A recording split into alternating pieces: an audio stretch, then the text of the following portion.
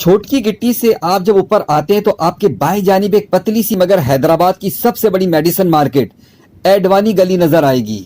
یہیں پر گلی کے اوپر دو چھتوں کو ملاتے ہوئے اوپر راستہ نظر آ رہا ہوگا، یہ جامع مسجد نورانی ہے۔ اس کے بالکل متصل ایک چھوٹا سا مزار ہے، اگرچہ انہیں ان کے نام کے ساتھ یہاں مشہور ملنگ بابا کا مزار سے جانا جاتا ہے۔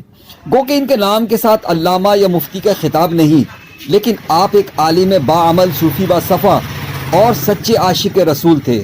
آپ کا پورا نام حضرت علامہ حافظ قاری محمد رمضان چشتی صابری المعروف ملنگ بابا ہے۔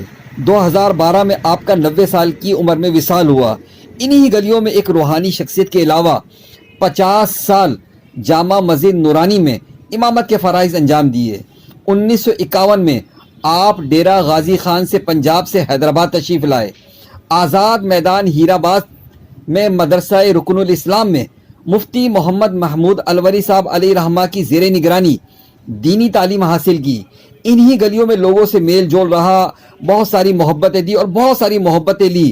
کئی دفعہ میں نے حضرت کو انہی مقام پر لوگوں کے روحانی مسائل حل کرتے دیکھا۔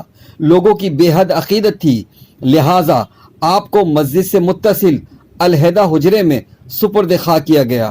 الحمدللہ آج بھی لوگ آپ کے مزار سے روحانی فیض حاصل کر رہے ہیں۔